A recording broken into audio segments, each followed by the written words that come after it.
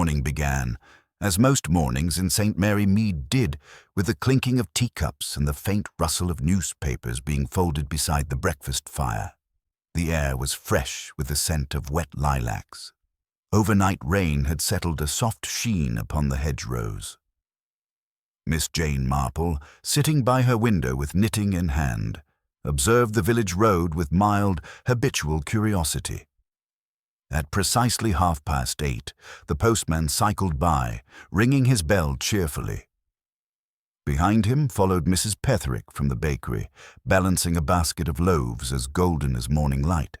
Everything appeared in its proper order, until, of course, it wasn't. At 9 o'clock, the church bells sounded in hurried, uneven peals, not the measured toll for morning prayer, but an urgent clamor that made curtains twitch across the high street. Within 10 minutes, word had passed from door to door. A man had been found dead behind the old rectory gate. By noon, the entire village was alive with speculation. Some claimed it was a tramp, others swore they had seen him the night before at the Blue Boar Inn, speaking to no one and drinking a solitary pint. Mrs. Bantry insisted she had glimpsed him from her motor-car window. A tall fellow with a brown coat and London shoes. Mr. Harper, who ran the grocer's, suggested it must have been foul play. Men don't simply fall dead behind iron gates without a reason, he declared, wiping his hands on his apron for emphasis. Inspector Slack arrived from Much Benham shortly after lunch, brisk, efficient, and somewhat proud of both qualities. He was a man who disliked mystery for its own sake. A heart attack, most likely, he said with the authority of one who found human malice an inconvenient theory. The man's papers identified him as Thomas Redding, a solicitor's clerk from London. There were no wounds, no weapon, no clear sign of struggle. Slack ordered the body removed and the gate cordoned off. "We'll let the coroner have his say," he concluded. By tea-time, the villagers had already found a dozen explanations, each more intricate than the last. But Miss Marple said very little. She had seen Inspector Slack's look of self-satisfaction as he dusted off his hands, the expression of a man closing a case before it had even begun. That evening, Miss Marple visited Mrs. Price Ridley under the gentle pretext of delivering a jar of plum jam. Mrs. Price Ridley was a woman who prided herself on being the unofficial herald of village happenings. Indeed, she was halfway through recounting the rector's dismay at finding the body when Miss Marple, seemingly absorbed in stirring her tea, murmured, "Did he fall toward the gate or away from it?" "Oh, I shouldn't think it matters, dear," Mrs. Price Ridley said, waving a dismissive hand. "Though now that you mention it, they say his head was toward the road. Poor man, such an unseemly position, too." Miss Marple's eyes remained on her cup. "Head toward the road," she repeated softly, as though making a note in her own quiet ledger of human peculiarities. By the next morning, the case had faded from most minds. Life resumed its placid rhythm. The grocer's bell tinkled. The milkman sang. Only Miss Marple remained uneasy, for something about the dead man's shoes, she recalled, had not fit the rest of him. Inspector Slack, meanwhile, had declared his findings natural causes. "Case closed," he told his constable, who dutifully wrote it down. Yet the coroner's report would not arrive for several days, and in that time Miss Marple would observe, with the calm patience of a cat by the hearth, that certain villagers seemed oddly relieved by Slack's conclusion. That night, while the rain returned in thin, whispering threads, Miss Marple sat before her fire. The flames flickered gently against her knitting needles, and her mind wandered not toward death itself. She was far too accustomed to that, but toward the manner in which people reacted to it. She thought of Inspector Slack's haste, Mrs. Price Ridley's relish, and the rector's embarrassment. She thought, too, of the man's shoes, polished, expensive, and city-made. Shoes belonging to someone who had expected to be seen. Outside, a dog barked once, twice, and fell silent. Somewhere beyond the hedgerows, A shutter banged in the wind. Miss Marple laid her knitting aside and reached for her shawl. There were times, she reflected, when truth was like a loose thread.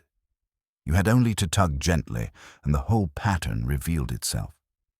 Tomorrow she would pay a visit to the Blue Boar Inn.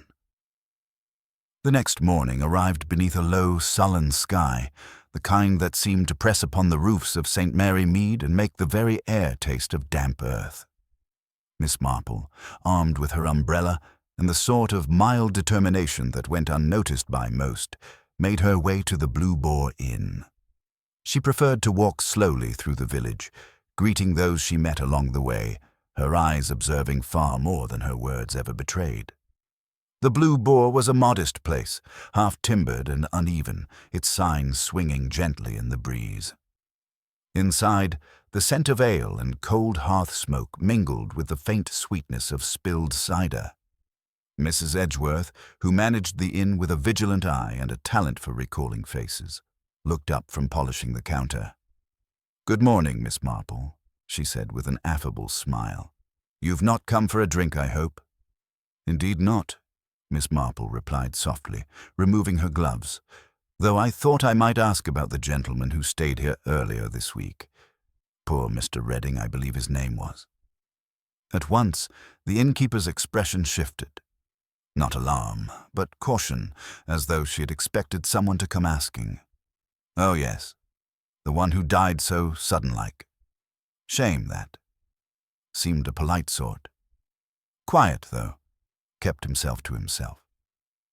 Miss Marple nodded, feigning mild surprise. "Did he say what brought him to St. Mary Mead?"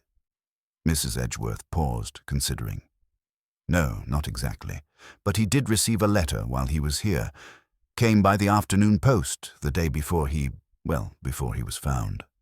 I remember because he went pale after reading it, took his hat, went out for a walk, and never came back." "How very strange," Miss Marple murmured. "And did he leave any belongings?" "Oh, just a small case and a walking stick. Inspector Slack collected them, of course." Mrs. Edgeworth's mouth twisted slightly at the name. "He said it was a simple matter, but I don't hold with that, Miss Marple. The man didn't look ill, not to me. And he paid his bill that morning in advance. You don't do that if you're about to die of natural causes." Miss Marple smiled faintly, a gesture of gentle approval. "No, one usually doesn't." When she left the inn, the air had grown colder, and a fine drizzle began to fall. She stood for a moment beneath the awning, watching the road where the man had likely walked.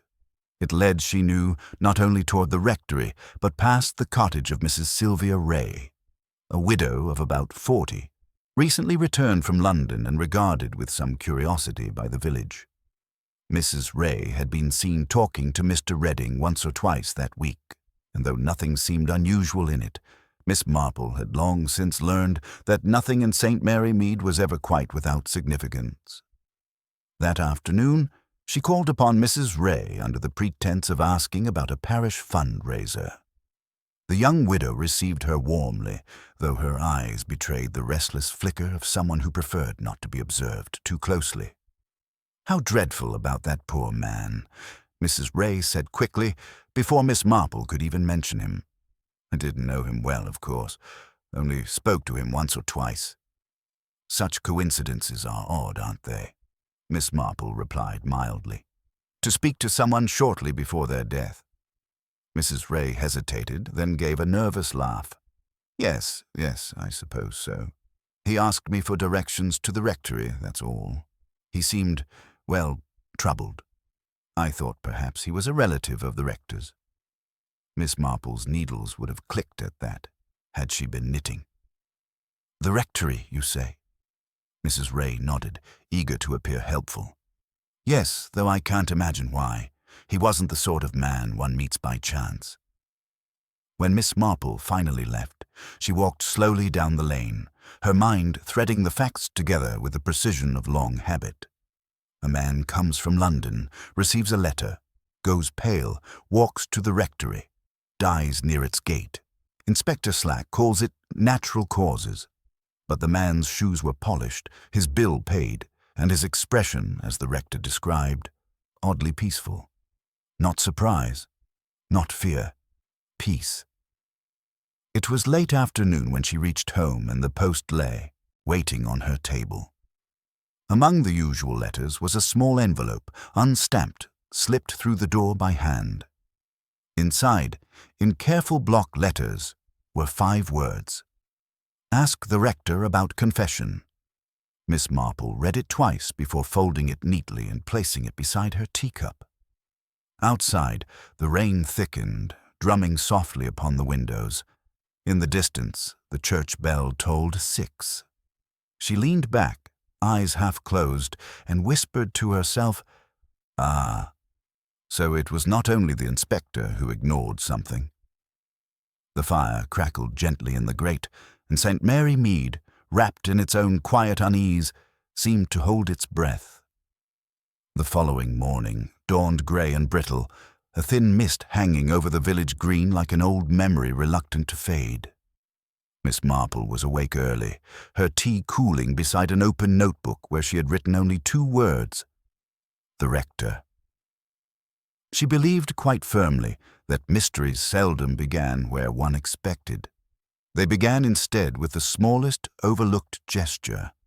And if someone had gone to the trouble of slipping a note beneath her door, then it meant there was someone else in St. Mary Mead who noticed things too.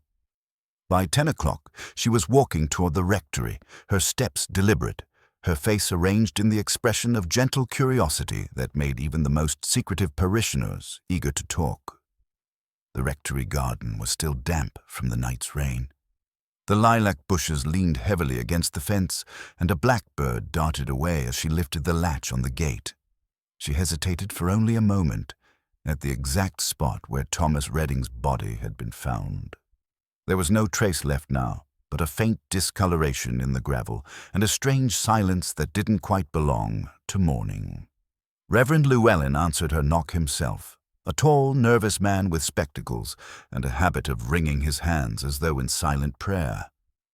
"Miss Marple, what a pleasant surprise," he said, though his eyes flickered quickly toward the road behind her, as if to ensure no one else was watching. "I do hope I'm not intruding," she said pleasantly.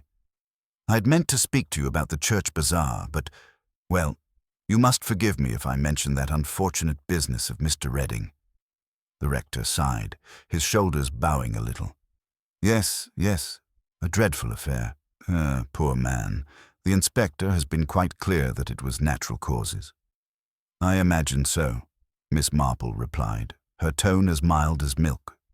"Though one never likes to think of a man dying alone near holy ground. It struck me as rather symbolic, don't you think?"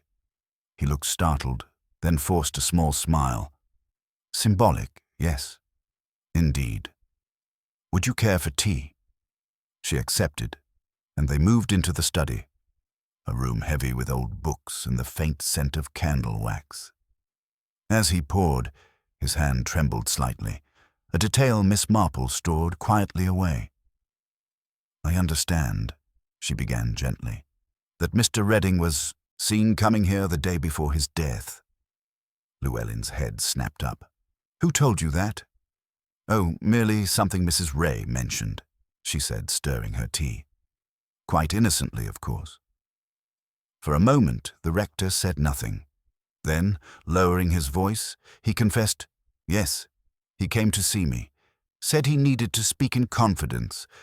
Something about his conscience weighing on him, but before he could explain, he became agitated. Said he had misjudged the tone of the place. Then he left rather abruptly. I thought it odd, but people often lose courage at the door of confession." Miss Marple's spoon paused mid-stir. "Did he mention what troubled him?" "Only that it concerned a woman," the rector said hesitantly. "He used the phrase, 'I cannot be the only one to know.' It's haunted me, I confess. I thought perhaps he meant a family matter. His clothes suggested he was well-to-do, though not wealthy, and he carried a small envelope in his coat. I noticed it because he clutched it tightly while he spoke." "An envelope," Miss Marple murmured. "How interesting." She let the silence linger long enough for him to fill it with his own guilt. When she finally rose to leave, the rector followed her to the door, clearly relieved to see her go. But as she stepped out, something caught her eye. A smudge of wax on the hall table beside a silver letter opener. It looked as though it had been used recently to break a seal. Outside, the fog had begun to thin, the village taking shape again in the pale light.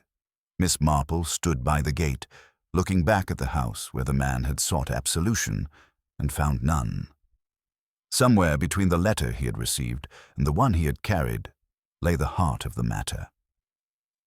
As she turned down the lane, she noticed Mrs. Edgeworth from the inn speaking in hushed tones with a man she did not immediately recognize, broad-shouldered, with the stance of someone unaccustomed to small talk.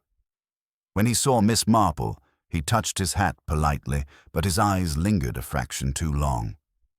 She nodded in return, noting the London cut of his coat and the faint scent of tobacco too fine for local purchase. Later that afternoon, when she mentioned him casually to Mr. Harper at the grocer's, he said, "That'll be the chap asking after Redding. Said he was an old friend." Didn't give his name, though. Seemed in a hurry. "Old friend," Miss Marple repeated softly. "Yes. People so often appear after death, don't they? When it's quite safe to care." That night, as the church bell tolled 8, she sat once more by her fire, knitting abandoned in her lap. The letter still lay on her table, its message simple yet insistent. Ask the rector about confession. She had done so, and found the confession that never happened. Now there remained the question that always mattered most. Who had wanted it silenced? Outside, the wind stirred the lilacs again, and for the first time, Miss Marple allowed herself a small frown. It was not the inspector who had ignored the case, she thought. It was the village itself, and that was far more dangerous. The following day was one of those deceptive mornings that looked brighter than they felt. The sky was pale and promising, yet the air carried a chill that seemed to come not from weather, but from the mood of the village itself. Rumours had begun to curl like smoke through St. Mary Mead, whispers that the dead man had not been as harmless as first believed, that he might have been here on some unpleasant business. Miss Marple, seated at her breakfast table, listened to the muffled chatter of the milkman outside and wondered, not for the first time, how close truth and gossip so often stood. She spent most of the morning in her garden, appearing absorbed in pruning her roses. In reality, her mind moved carefully through every detail she had gathered. A man from London, carrying a letter, visiting a rector about a confession, dead by the gate. A widow who spoke too quickly when questioned, and now a stranger in a fine coat, asking questions of his own. All of it formed a pattern, imperfect still, but growing clearer with each passing hour. Just after 11, there was a gentle knock at her door. When she opened it, she found Constable Pritchard standing awkwardly on the step, his hat in his hands. "Morning, Miss Marple. Inspector Slack asked me to return something to you. Well, not to you exactly, but he said you might like to know it's been found." From his coat he produced a small brown envelope, its seal broken, the edges damp from handling. "They found it in the lining of that Redding fellow's case. Seems it slipped through a tear." Miss Marple took it delicately. "How very fortunate that it was discovered," she said with quiet warmth. "Did the inspector happen to mention what was inside?" Pritchard shifted uneasily. "Only a photograph, ma'am. A woman standing in front of a house. No writing, no name. But Inspector Slack said it proved nothing, probably sentimental." She thanked him, waited until he'd gone, then carried the envelope to her writing desk. The photograph inside was small, the edges curled. The woman in it looked to be in her late 30s, dressed neatly but not fashionably. She stood before a house with shuttered windows and ivy creeping across the brick. And though Miss Marple had never met her, she recognized the background at once. It was the cottage belonging to Mrs. Sylvia Ray. For several minutes, she sat perfectly still, her mind arranging possibilities. It could mean many things, but one stood out above the rest. Thomas Redding had not come to St. Mary Mead by chance. He had come for Mrs. Ray. That afternoon, Miss Marple walked once more through the village. She stopped at the greengrocer's, exchanged polite remarks at the post office, and, as always, gathered fragments of conversation. It was Mrs. Bantry who provided the most useful one. "Oh, Miss Marple, did you hear? That handsome man who's been staying at the inn. He's gone, left early this morning without settling his full bill, too." Mrs. Edgeworth's beside herself. "Gone, you say?" Miss Marple murmured, without even a word. "So sudden. Though between us, dear, I think he didn't want to be recognized. Mrs. Edgeworth swears she saw a London police badge in his case when he opened it. Perhaps he was an officer in plain clothes." Miss Marple gave the faintest of smiles. "Perhaps," she said. "Though if he was, one wonders why he chose not to speak to Inspector Slack." When she returned home, she placed the photograph on her mantel and studied it beneath the dim afternoon light. The composition was peculiar. The woman's shadow fell sharply away from her, and at the edge of the frame, almost obscured, was another figure, blurred but unmistakably male. A coincidence, perhaps, or the kind of mistake made by someone taking a photograph in haste. She turned it over. No writing, no date, but faintly, near the bottom corner, the photographer's studio mark read Holloway Road, London N7. That, at least, confirmed her suspicion. Redding and Mrs. Ray's connection began before St. Mary Mead.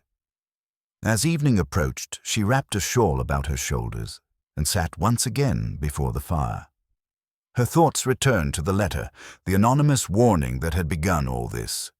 Someone in the village had known more than they dared say aloud. Someone who feared the truth being discovered. At 7:30, just as the lamps were being lit along the street, there came a second knock at her door, hesitant, irregular. She opened it to find Mrs. Edgeworth, her eyes wide and anxious. "Oh, Miss Marple, I shouldn't have come, but I didn't know who else to tell," the innkeeper whispered. "You remember that gentleman I mentioned, the one asking about Redding? He came back late last night after the inn was closed.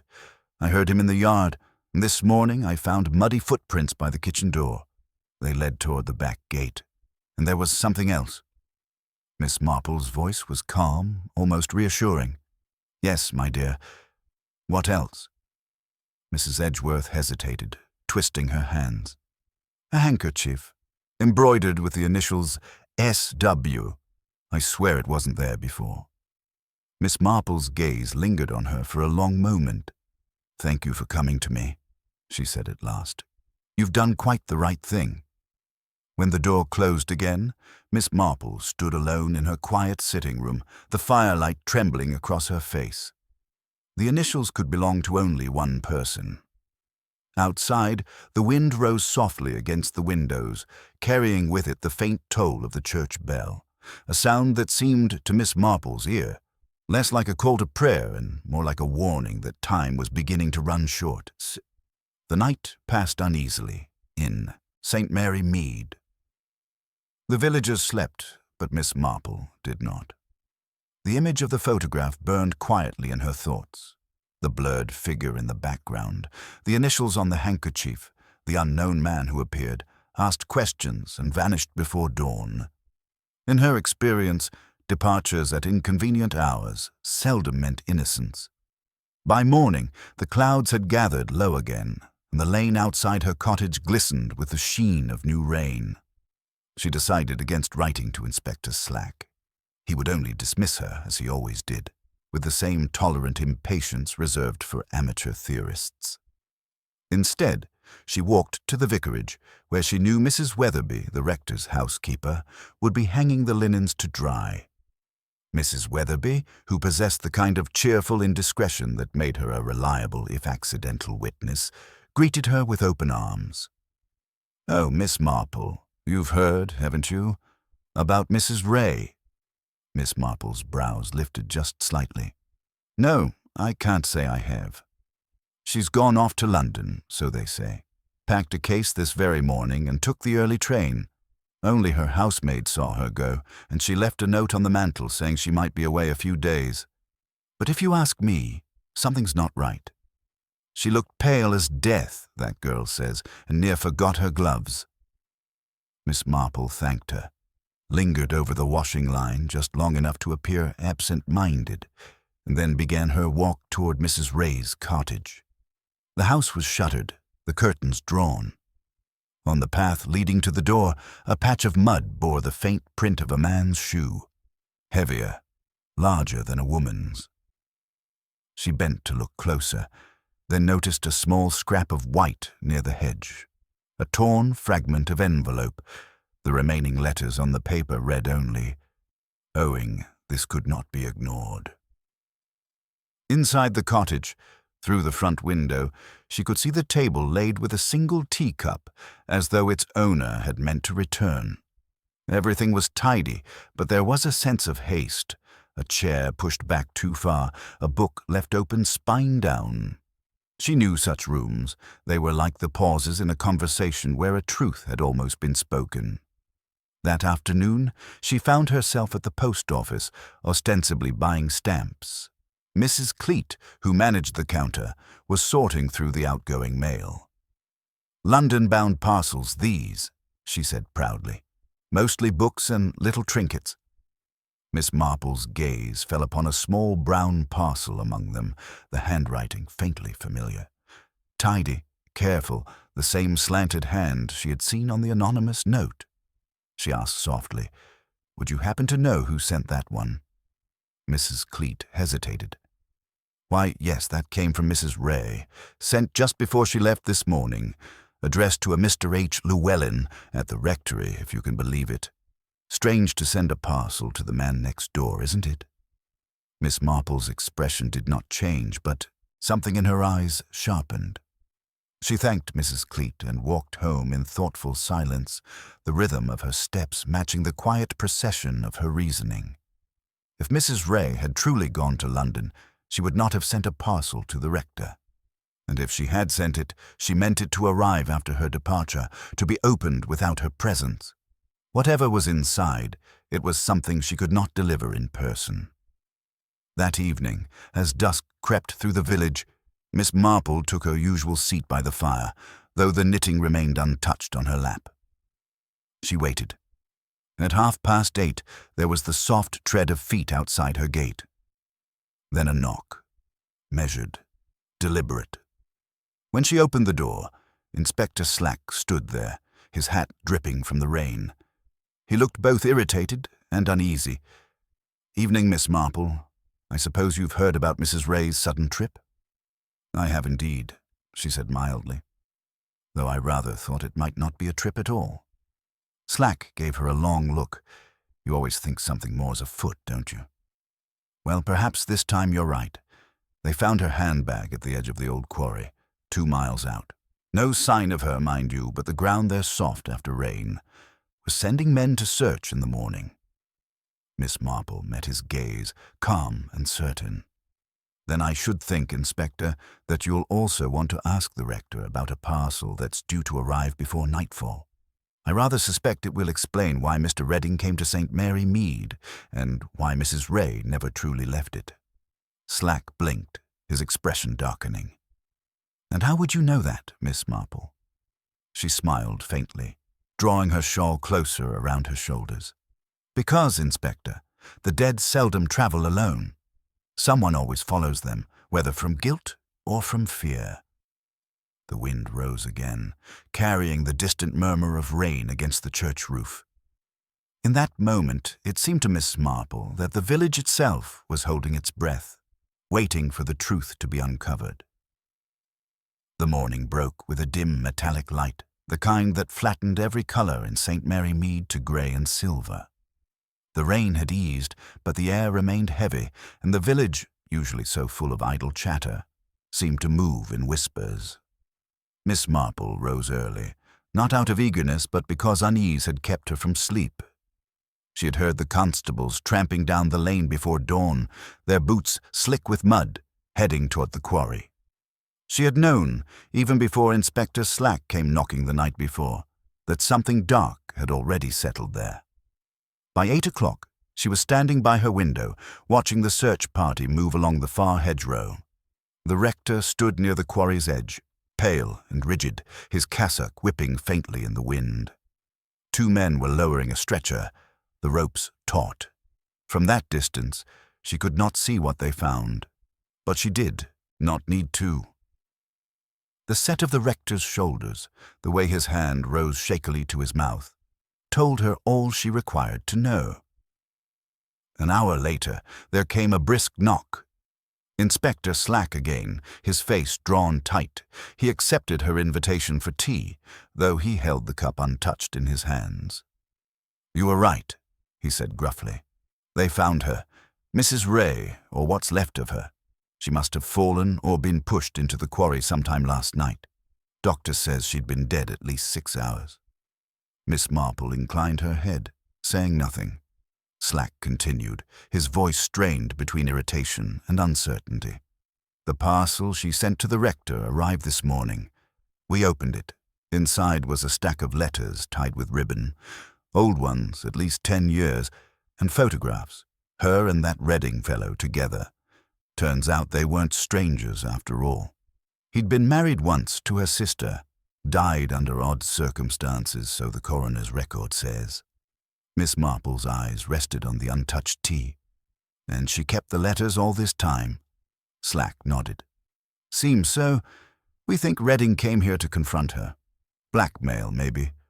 Or guilt. The rector says Redding wanted to confess something about that death years ago, then he drops dead by the gate, and now she's gone over the quarry. Quite the coincidence, isn't it?" "Coincidences," Miss Marple said softly, "are rather like weeds. They only grow where one has neglected to notice the soil." Slack frowned. "Meaning?" She met his gaze. "Meaning that Mrs. Ray's death is far too convenient. The truth, Inspector, is rarely so tidy." He sighed and set down the cup. "You always have to make it complicated, don't you?" He stood, adjusting his coat. "Still, I'll admit this much. You've an eye for what doesn't fit. If you think of anything else, you'll let me know." After he left, Miss Marple sat for a long while, the faint ticking of the mantel clock filling the silence. Then she rose, took her shawl, and stepped out into the damp air. She walked slowly toward the rectory. Reverend Llewellyn answered the door almost before she knocked, as though he had been waiting. His face was drawn, his eyes red-rimmed. "It's dreadful, Miss Marple. I can hardly believe it. She wrote to me only yesterday." "Yes," Miss Marple said gently. "About the parcel, I presume." He hesitated, then nodded. "She said it would set something right, that I would understand once I read it, but I never opened it myself. The police came before I could." They sat in his study, the air heavy with the faint scent of damp wool and old paper. On the desk lay a small book of sermons, open but unread. Miss Marple's gaze drifted toward it, then back to the man himself. "You knew her before she came to St. Mary Mead, didn't you?" His hands froze. Yes, years ago. I was curate in Hampstead. Her family attended my church. She was not happy then, married young. Her husband's death changed her." "Thomas Redding's brother," Miss Marple said quietly. He looked up sharply. "You know?" "I guessed. Family likenesses are rarely confined to faces." He drew a trembling breath. "I tried to guide her, but she was proud. When I saw Redding again, when he came here, I thought perhaps there might be forgiveness between them, but whatever passed at the gate." His voice broke, and he bowed his head. Miss Marple regarded him with a mix of sympathy and precision. "Forgiveness is a rare gift, Reverend. Rarer still when one must give it to oneself." When she left, the sky had begun to clear, and pale sunlight spread across the wet leaves. She paused by the churchyard gate, her mind quietly ordering its thoughts. Redding, once married to Mrs. Ray's sister. A past death. A confession never spoken. And now a woman dead in a quarry after sending evidence of a crime to a man of God. Yet something remained unsatisfied, a single missing thread. Why had Redding gone to her first, not to the rector? And if the letters truly condemned him, why had she sent them only after his death? As she stood there, a shadow moved behind the church wall. Constable Pritchard emerged, cap in hand, looking flustered. "Miss Marple, Inspector says to tell you, we've just found something else near the quarry, a man's glove, expensive make, and inside it, a railway ticket from London dated yesterday morning." Miss Marple's eyes lifted toward the horizon, where the mist was thinning above the distant tracks. "Ah," she said softly. "Then the visitor who left the inn so suddenly last night may not have gone as far as we thought." Her expression grew thoughtful, almost serene, though her eyes gleamed with quiet certainty. The case was no longer about what the inspector had ignored. It was about what St. Mary Mead had tried not to see. The afternoon light stretched long and thin across St. Mary Mead, settling into that uneasy stillness which often follows a morning of bad news. The villagers moved about more quietly than usual, as if fearful that raising their voices might disturb something sacred or incriminate them in something unspoken. Miss Marple, however, was thinking less of reverence and more of patterns. Every life, she often said, was a pattern waiting to be noticed, and this one, though tangled, was beginning to take shape. She sat at her writing desk, the glove and railway ticket now resting before her. Inspector Slack had allowed her to see them, though not without grumbling. The glove was fine leather, dark brown, with the faint scent of tobacco and cologne, both expensive, neither local. The ticket, neatly folded within the lining, bore the stamp of Paddington Station. It was a single fare to Much Benham, purchased the morning before Redding was found. Miss Marple turned the glove over in her hands, examining the stitching. There, barely visible, was a small monogram pressed into the inner cuff. C.L. Her brow furrowed slightly. She had seen that combination of letters only once in recent memory, engraved upon a silver pen that the rector used in his study. Before she allowed herself to draw conclusions, she reached for her telephone. The line crackled faintly as she dialed the number for the Blue Boar Inn. Mrs. Edgeworth answered, her voice anxious and breathless. "My dear," Miss Marple said in her usual mild tone, "I wonder if you might recall something for me. The gentleman who left the inn so abruptly, did you happen to notice whether he carried gloves?" "Oh, indeed, yes," Mrs. Edgeworth said quickly. "He wore them even indoors, which struck me as odd. Fine leather ones, brown, I believe. I remember because he took them off to pay his bill and left one on the counter. Came back for it a moment later, flustered." "Thank you," Miss Marple said softly. "You've been most helpful."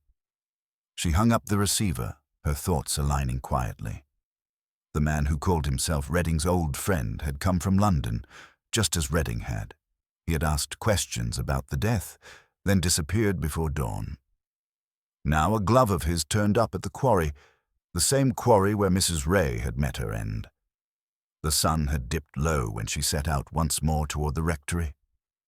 The village lanes were pale with mist, and a single lamp glowed faintly in the rector's study window. She knocked gently. Reverend Llewellyn opened the door, surprise flickering across his face. "Miss Marple," he said quietly, "I wasn't expecting you again so soon." "No one ever does," she replied with a kind smile.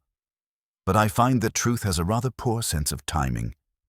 He hesitated, then stepped aside to let her in. The study was just as she remembered. Tidy, solemn, a faint smell of dust and books. The silver pen lay on the desk beside an open Bible. She gestured lightly toward it. "I see you've kept your pen close. I've always admired those engraved monograms. C.L., such neat lettering." He blinked. "Oh, that's not mine. It belonged to my late brother, Christopher Llewellyn. I inherited a few of his things." "I see," Miss Marple said. "And your brother, was he in London?" For most of his life, yes.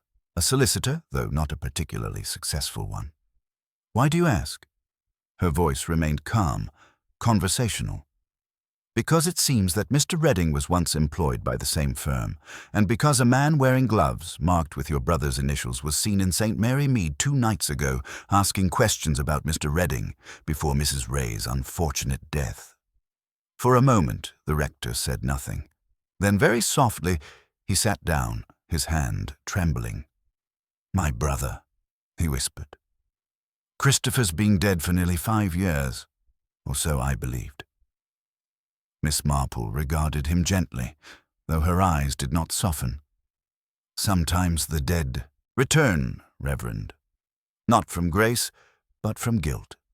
He looked up, stricken. "You mean to say—" "I mean only that whoever visited St. Mary Mead under that false identity knew both Mr. Redding and your family well enough to use that connection to their advantage. And I believe Mrs. Ray recognized him. That is why she sent the letters. To you, not to the police. She trusted that you, of all people, would see what the rest of us were meant to overlook." He buried his face in his hands. "Good Lord, what have I done?" Outside, a clock struck 9, its sound muffled by the gathering fog. Miss Marple rose, her shawl drawn close around her. "There's no need for despair yet," she said gently. "But if I were you, Reverend, I would make certain that parcel and those letters are placed in Inspector Slack's hands by morning. The longer they remain here, the greater the temptation for someone else to retrieve them." When she stepped outside, the night had deepened into a heavy, watchful silence. Down the lane she saw a figure standing near the churchyard gate, a tall man in a dark coat, motionless but unmistakably waiting. She paused, her hand tightening around her umbrella, and though she could not see his face clearly, she had the distinct feeling that he was watching not her, but the rectory behind her. She turned away deliberately, her expression unreadable, and continued home with quiet, steady steps. Somewhere behind her, the church bell began to toll again, slow and uneven.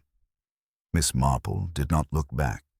She already knew that by morning there would be another death in St. Mary Mead, and this time Inspector Slack would not be able to ignore it. By dawn, the fog had thickened to a low, heavy veil that swallowed the edges of St. Mary Mead in silence. Not even the sparrows stirred along the eaves. Miss Marple had slept little. The unease she felt the night before had settled deep into her bones. Something was about to happen. She could sense it, as one senses a storm before a single drop of rain has fallen. At 6:30, a hard knock rattled her front door. When she opened it, Constable Pritchard stood pale and breathless, his cap askew, his expression that of a man who had seen something he could not yet name. "Miss Marple," he managed, "it's the rector. Reverend Llewellyn, they've found him at the church, dead." She took a slow breath. "How very sad," she said softly, her eyes clear, her voice steady. "Please tell me everything." Pritchard swallowed. Mrs. Weatherby found him when she came to light the candles for morning service. He was lying near the pulpit, looks like he fell from the vestry stairs. Doctor says it could be a heart attack, but, well, there's this. He reached into his pocket and produced a folded piece of paper, sealed and addressed in a neat hand. To Inspector Slack. It was in his coat. Looks like a letter he meant to deliver. Miss Marple took it delicately, her fingers brushing the paper as though it might vanish. "Has it been opened?" "No, ma'am. Inspector's on his way now." "Good," she said quietly. "Do see that it reaches him unopened, and Constable, make sure the church is locked for the time being. The living have a rather untidy habit of disturbing the truth before it's had a chance to breathe." He nodded, still visibly shaken, and hurried away. When he was gone, Miss Marple stood a long while by the window, watching the pale outlines of the church tower dissolve into mist. The tolling she had heard in the night had not been the wind's trick after all. The Reverend had kept vigil for something, or someone, and paid the price for it. By mid-morning, Inspector Slack arrived at her door. His manner was brisk, but there was a weight to his tone she hadn't heard before. "You might as well come with me, Miss Marple. You've been right too many times in this case for me to pretend otherwise." They walked together to the church. The air inside was cold, the scent of wax and stone heavy in the stillness. The rector lay near the front pew, his face peaceful, his hands clasped. It might have passed for prayer were it not for the bruising on his temple. Slack muttered, "Doesn't look like a fall to me. And the letter, well, that's what puzzles me." He opened it carefully, his voice dropping as he read aloud. "If I should die before the morning, the truth lies not in confession, but in what was denied it. Look for the brother who never was, and the sister who never ceased to grieve. May God forgive me for what I failed to do." He looked up, brow furrowed. What the devil does that mean? Miss Marple, eyes half-lidded, was not looking at the body, but at the altar cloth. A recent addition, embroidered in white lilies, with initials stitched faintly at the corner. S.W. She touched the fabric lightly. "It means, Inspector," she said, "that Mrs. Ray's grief was not for the man who died 10 years ago, but for the life that was stolen from her then, and the rector, in his way, carried the guilt of that theft ever since." Slack frowned. "You think he killed Redding?" "Oh, no," she said softly. "He was too gentle a man for that. But he knew who did. The visitor who came pretending to be an old friend, the one who vanished after Mrs. Ray's death. He wasn't some stranger. He was the rector's brother, long thought dead, Christopher Llewellyn, a man who forged his own death years ago to escape a scandal in London. Redding worked for him once, and Mrs. Ray, poor woman, was caught between them." Slack stared at her. "And how in blazes did you put that together?" "Because guilt leaves footprints, Inspector," Miss Marple murmured. "You'll find Christopher's prints on that glove by the quarry, and likely his name on the train register at Much Benham. He came to silence both Redding and Mrs. Ray before his brothers. Conscience gave him away." The inspector straightened, shaking his head. "But if the rector knew, why not tell us?" Miss Marple's eyes lingered on the still form before them. "Because one always hopes to save one's family, even from themselves. He thought he could reason with him." He was wrong. There was a long silence. The faint hum of bees drifted through the open church door, absurdly calm against the chill of death. Slack rubbed the bridge of his nose. "We'll put out word for Christopher Llewellyn. He won't get far." "I doubt he's gone far at all," Miss Marple said gently. "Men like that rarely flee. They linger, convinced they can explain themselves, that they were justified. I suspect you'll find him where guilt most naturally hides. Somewhere quiet, somewhere familiar. Perhaps near the rectory or the quarry." As they stepped outside, the fog had begun to lift, revealing the soft glow of late morning. Slack turned to her. "Tell me something, Miss Marple. How do you know when it's over, when you've found all the truth there is to find?"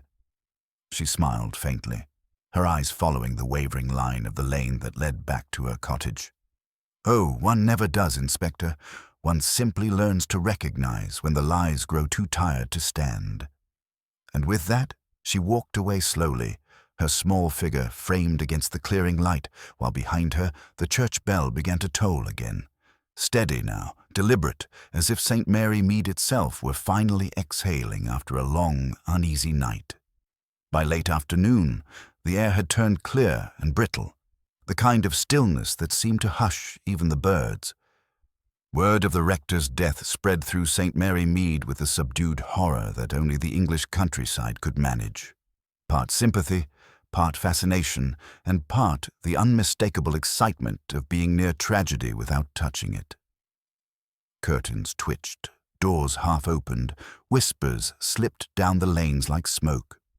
But Miss Marple moved through it all with quiet purpose, her steps deliberate, her mind tracing the line between what was seen and what had been meant to remain unseen. She stopped by the churchyard on her way back from the grocer's, her eyes drifting toward the vestry door where Reverend Llewellyn had met his end. 2 constables still stood guard. One of them, young, nervous, and eager to be useful, stepped forward when he saw her. "Inspector's up at the rectory, ma'am. He said if you passed by, you might join him." "Did he indeed?" Miss Marple said, her tone mild. "Well, it would be most discourteous to refuse." The rectory loomed pale against the fading sky, its windows reflecting a dying light. Inside, the air smelled faintly of extinguished candles and old ink. Inspector Slack was standing near the writing desk, the parcel of letters spread open before him. His face was thoughtful but not angry. He looked, if anything, reluctant. "I don't much like being proven wrong," he said without preamble. "But it seems you were right about the brother. We've confirmed the handwriting on the hotel register in Much Benham. Christopher Llewellyn. He signed in 2 nights ago and left in the early hours. The station master swears he saw him take the road toward St. Mary Mead on foot." Miss Marple set her gloves neatly on the table. "Then it would appear he came here with intention, not impulse." "Likely to shut his brother up," Slack muttered. "He must have known the rector was preparing to tell us everything. And Mrs. Ray, she'd already sent those letters. Too late for her, poor soul." Miss Marple nodded, but her gaze had drifted to a small detail on the desk, a faint ring of dust where an object had recently stood. "You've removed something." Slack followed her eyes. A small framed photograph of the brothers together. "We found it lying face down on the floor when we arrived this morning. Odd thing, though, only the glass was cracked, not the frame." Miss Marple's expression softened. "Ah, that tells us a great deal, doesn't it?" He frowned. "Does it?" She smiled faintly. "When one breaks glass deliberately, Inspector, one usually replaces it. But when a man turns a picture face down, it's a refusal. The rector did not wish to destroy his brother, only to stop looking at him." Slack rubbed the back of his neck. "You think he knew Christopher was back before last night?" "I think he knew from the moment Mr. Redding died," she said quietly. "That first death wasn't random, Inspector. It was penance. Christopher returned to erase what he'd done years ago. Mrs. Ray's sister died under his hand, you see. It was made to look like an accident, but Redding knew. That's what he came here to confess, to unburden himself before the truth caught him in turn. And when he hesitated, Christopher silenced him. But Mrs. Ray still had the letters. She was his second loose thread." Slack exhaled sharply. Good Lord. The rector must have realized what his brother had done, tried to talk him into surrendering, and got himself killed for it. Miss Marple looked out the window, where the first lamps of evening were beginning to glow. "Killed, yes, but not by plan. Christopher is too proud for that. The rector was his last tie to decency. When he resisted, the struggle turned fatal. I think you'll find the bruising on the temple consistent with a fall from standing height, not a weapon. He likely struck his head on the edge of the stairs." The inspector's face hardened. "And where do you think he's gone now?" "Not far," she said simply. "Men like Christopher do not flee into the wild. They retreat to familiarity, to the one place where they once believed themselves safe." Slack looked puzzled. "The inn?"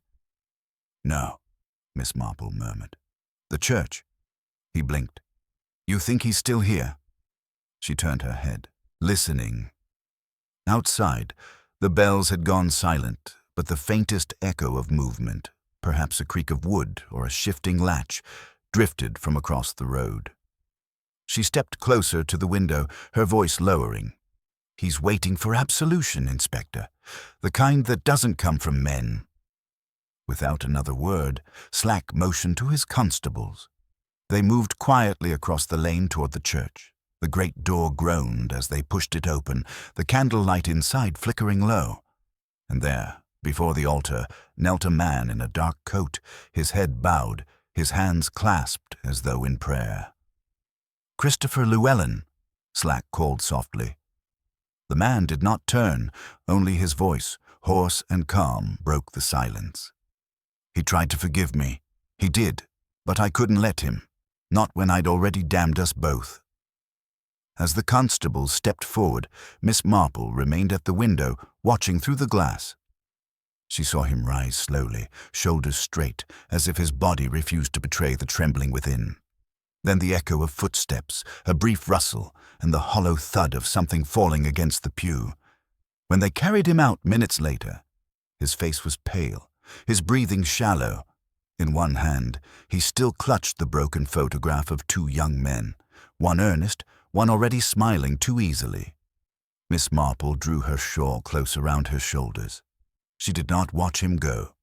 Instead, she looked toward the churchyard where the rector and Mrs. Ray would soon rest within earshot of one another.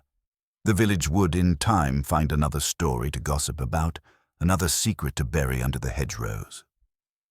But Miss Marple knew, as she always did, that peace in St. Mary Mead was never more than borrowed time, until the next whisper in the quiet lanes reminded them all how easily guilt finds its way home. The following morning arrived pale and hushed, as if the village itself were reluctant to stir after what it had witnessed. The mist clung low to the fields, the church bells silent at last. Miss Marple, sitting at her breakfast table, found herself watching the slow drift of steam rise from her teacup. Her hands were still, but her thoughts moved steadily, tracing the final threads of a tapestry that had at last begun to reveal its pattern. Inspector Slack had sent word just before dawn. Christopher Llewellyn was dead, an apparent poisoning. He had been taken to the infirmary after his collapse in the church, but by the time the doctor arrived, it was too late. A small vial of clear liquid was found in his pocket, half empty. Miss Marple listened to the news with a quiet resignation. "A man so practiced in deceit," she murmured, "would not allow justice to decide his fate. He would prefer his own ending, one that still permitted control." By mid-morning she was once more at the rectory. The air within had grown stale, the scent of candle wax lingering like grief that refused to leave. Inspector Slack stood by the desk. Again, the pile of letters now sealed away in a brown envelope. His usual briskness had softened into something like respect. "I suppose that's that," he said, though without conviction. "2 deaths in 1 week, 3 if you count the first, all connected by the same cursed family. I'll never understand it." Miss Marple took her seat opposite him, her manner calm, her eyes thoughtful. "You will, Inspector, if you stop thinking of them as separate tragedies and see them instead as one long consequence. Christopher Llewellyn's sin did not begin this week. It began years ago, when he allowed a woman to take the blame for his crime, and every soul entangled in it since has paid a share of the debt." Slack sighed, rubbing his brow. "And Redding, he came to confess it, didn't he?" "Yes," Miss Marple said softly. "He carried a conscience too long ignored. But confession can be a dangerous kindness, Inspector. It demands that truth be heard, and some truths kill faster than poison." He nodded slowly. "You make it sound inevitable." "In a way it was," she said. "Christopher came back to silence the past, but he was too late. Mrs. Ray's letters ensured that the story would reach someone. The rector tried to protect both the living and the dead, but protection and concealment are cousins, not opposites. In the end, he bore the guilt meant for his brother, and that, I think, broke him long before the fall did." Slack glanced toward the window where the morning light slanted through the lace curtains. "What I can't fathom is how you always see it coming, Miss Marple. The rest of us stumble about with facts and fingerprints, and you make it sound like human nature leaves footprints brighter than any clue." She smiled faintly, not without sadness. "Because it does. Murder, Inspector, is rarely about cunning. It's about vanity, fear, and love, the oldest reasons in the world. People hide the evidence, yes, but they can't help showing you the shape of what they've lost." He considered that for a moment, then folded the envelope and tucked it under his arm. "You know," he said gruffly, "for someone who doesn't work for the police, you make my job rather difficult." Miss Marple's expression warmed, though her eyes betrayed the weariness of understanding too much. "Only because, dear Inspector, I prefer that your cases end with justice rather than efficiency." They parted at the gate with the kind of mutual respect that neither would ever quite admit aloud. The village beyond was already returning to its routines. The postman on his bicycle, Mrs. Bantry trimming her hedges, the faint echo of a piano drifting from the schoolhouse. Miss Marple walked home slowly, her mind not on the tragedy, but on the quiet that followed it. St. Mary Mead had a way of smoothing its surface quickly after scandal, like a pond closing over a thrown stone. Yet the ripples always remained, invisible beneath the calm. At her cottage, she set her hat aside and took up her knitting. Outside, the afternoon sun slipped through the mist, painting the hedgerows gold again. For a long while she worked in silence, until the clock chimed 3. Only then did she pause, glance toward the church steeple visible beyond her window, and whisper to herself, "Poor souls, they've all found their peace at last." But in her heart, she knew peace was never permanent in St. Mary Mead. It merely waited for the next letter left on a doorstep, the next shadow at a window, the next polite knock that would once more disturb the stillness of her quiet village. And when it came, as it always did, Miss Marple would be ready, with her tea, her knitting, and that keen, unfailing eye for the secrets ordinary people try so very hard to hide.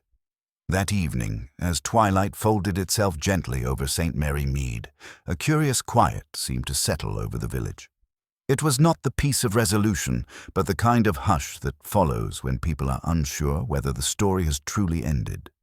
Windows glowed with the golden light of lamps. Doors clicked shut a little earlier than usual, and the talk at the Blue Boar was low and cautious. They spoke of the rector's brother, of London scandals and poisons, of guilt that seemed to cling like fog. Yet amid the speculation, there was one name that came up less and less: Miss Marple's. The villagers, in their way, preferred to forget how much she had seen. Miss Marple herself had no interest in remembrance or praise.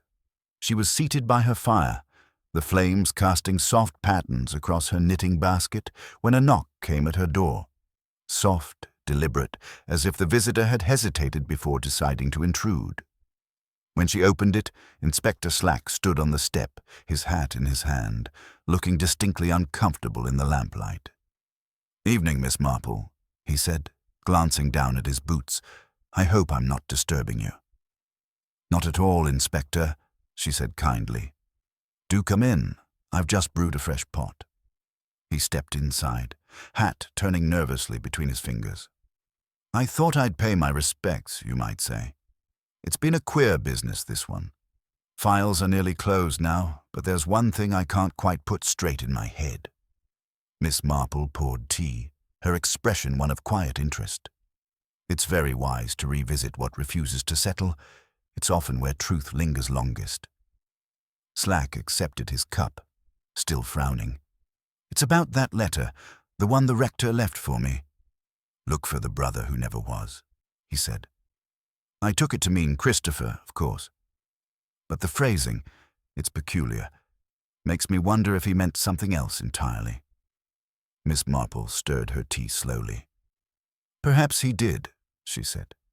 "You see, Reverend Llewellyn's brother was real once, but the man who returned to St. Mary Mead, Christopher as he became, was not the same man at all. He had reinvented himself, you might say. A brother by blood but not by spirit. I believe that is what troubled the rector most, that he could no longer reconcile the man he loved with the man who stood before him." Slack exhaled, his shoulders loosening a little. "So you think the phrase was metaphorical?" "Oh, entirely," she said. "A man of faith speaks differently when he knows the end is near. He was confessing his failure in the only way he could bear. He could not save his brother in life, so he tried, perhaps, to redeem him in death." For a long moment, the inspector said nothing.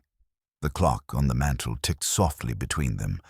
At last he said, almost quietly, You have a strange way of finding mercy where others would find blame." Miss Marple smiled faintly. "I have lived long enough, Inspector, to see that most sins begin not from evil, but from pain. Understanding that makes punishment less urgent, but justice more complete." He nodded, seeming to accept that in his own gruff way, then reached into his coat pocket. "One last thing," he said. "We found this in the rector's study after the coroner's men left. I thought you might want to see it." He handed her a small envelope, sealed in plain wax, unaddressed. The paper was old, brittle at the corners. She turned it over once before opening it. Inside was a single page, the handwriting delicate but steady. "To Miss Marple, whose eyes see the truth without cruelty. If ever you read this, know that your presence was a kindness in my final hours. The truth is a hard guest, but you made it feel at home." Below it was a simple signature, H. Llewellyn. Miss Marple read the note in silence, then folded it carefully and set it beside the teapot. "He was a good man at heart," she said quietly. "And good men, when broken, leave gentler ghosts." Slack watched her for a moment, uncertain what to say. "You'll keep it then?" "Yes," she said. "Some truths are better preserved in silence than in record." He nodded, replaced his hat, and made for the door. But before he stepped out, he paused. "Funny thing, though," he said. "When I first met you, I thought you were just a nosy old lady with too much time on her hands." Miss Marple's smile deepened, though her tone was soft as ever. "Oh, but Inspector," she replied, "that is precisely what I am." After he left, she remained seated for a while, the fire sinking into soft embers. Through the window, she could see the faint glow of the church lantern across the green, swaying gently in the wind. The village would sleep soundly tonight, its fear soothed by the notion of endings neatly tied. But Miss Marple knew better. The world did not end so conveniently. Somewhere beyond that calm, life would twist again into quiet tragedy, as it always did. And when it did, someone would whisper her name once more, softly, half in fear, half in hope. She folded the rector's letter, placed it in her drawer, and reached for her knitting. The wool slid smoothly between her fingers, and the rhythm returned. Soft, certain, eternal. The village clock struck 9, and St. Mary Mead, under the stillness of night, seemed to hold its breath once again. The end. The next morning arrived quiet but uneasy, the kind of day when even the crows seemed to hesitate before breaking the silence. St. Mary Mead was waking again to its old rhythms. Children to school, milk at the door, gossip over hedges, but beneath the familiar murmur, something had changed. It wasn't only the aftermath of the murders or the rector's tragic death. It was a subtle awareness that the ordinary had been disturbed and might never quite return to what it was. Miss Marple sat by her window as she always did, the morning paper folded neatly beside her, unread. The air carried the scent of wet leaves and distant wood smoke. On her lap lay the letter the rector had written to her, the one Slack had delivered the previous night. She had read it again before breakfast, tracing each word with a finger, not for meaning, but for feeling. People, she often said, revealed their souls not in what they confessed, but in what they left unsaid. She rose, set the letter aside, and began preparing her basket. A visit to the church seemed in order, not from curiosity, but from a certain quiet duty. The living, she believed, owed the dead their company until the silence between them grew comfortable again. The church stood open when she arrived, as it always did in St. Mary Mead, though the air inside still held the weight of mourning. A few parishioners were already at their work, polishing pews and arranging flowers for the rector's memorial service. Mrs. Weatherby, the housekeeper, stood near the altar, eyes red but movements brisk. She brightened a little when she saw Miss Marple approach. "Oh, Miss Marple, bless you for coming," she said. "He always spoke kindly of you, he did." Said you understood things no one else quite managed. Miss Marple smiled faintly. He was a good man, Mrs. Weatherby. Even in his failings, there was kindness. The woman nodded, wiping her hands on her apron. It's a mercy it's over, I suppose. But I'll tell you something strange. This morning, when I opened his study, I found the candle burnt right down to the wick, though I'm sure I put it out last night after the police finished. Did you indeed? Miss Marple said softly, her gaze drifting toward the small vestry door. And was anything else out of place? Mrs. Weatherby hesitated. Only a book. It was lying open on the desk, his old family Bible. I thought perhaps the inspector had left it that way, but when I looked, there was a slip of paper tucked between the pages. She reached into her apron pocket and pulled out a folded note, creased and faintly singed at one edge. I thought it might be of importance, she added, nervously. Miss Marple took it, smoothing the page on her palm. The writing was small, deliberate. Christopher's hand. To my brother, should you ever forgive me, the truth is buried deeper than you know. What was done at Hampstead was not mine alone. Below the words, a faint smudge of ink had blurred what might have been a name. Miss Marple read it twice, then folded it neatly again. Her expression did not change, though her eyes had grown distant. You did well to bring it to me, she said, and you're quite right. It is important. Very important indeed. When she left the church, the wind had begun to pick up, tugging at the bare branches above the lane. She walked slowly, her steps deliberate, the letter burning like a small weight in her pocket. Somewhere, far beyond St. Mary Mead, the story that had begun years ago in Hampstead was still unfinished. That evening, when Inspector Slack came by to deliver some final papers for the inquest, Miss Marple offered him tea before handing him the note.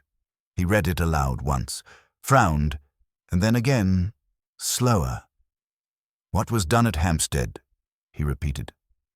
So it wasn't just Christopher. It seems not, Miss Marple said. The line between guilt and complicity is often thinner than people care to believe. Someone helped him then, or hid what he did, and that someone may still be alive. Slack looked up sharply. You think there's more to this? Oh, Inspector, she said with a quiet smile. There's always more. People tidy up their sins much as they do their parlors. Neatly, but never thoroughly. Dust has a habit of returning when no one's looking. He stared at her for a moment, uncertain whether to be impressed or unsettled. You really think this trail goes back to London? I do, she replied. And if you trace it there, you'll find that the roots of this tragedy were planted long before St. Mary Mead ever heard of the Llewellyns. Slack sighed. I was hoping this would be the end of it. Miss Marple's gaze drifted toward the darkening window. So was he, she said softly. But stories like these rarely end where we wish them to. They end where the truth insists. Outside, the first rain began to fall, light, persistent, as though the heavens themselves were washing the village clean. Miss Marple listened to it quietly, her knitting resting forgotten in her lap. The firelight flickered over her face, casting her in gentle gold. She knew even before the inspector left that another letter would come soon. Perhaps from Hampstead, perhaps from someone who thought the past had stayed buried. And when it did, she would be ready once more to listen to the silence between the words, where all secrets eventually learn to speak. The next day dawned with a soft drizzle that blurred the outlines of cottages and made the hedgerows glisten like they were wrapped in glass.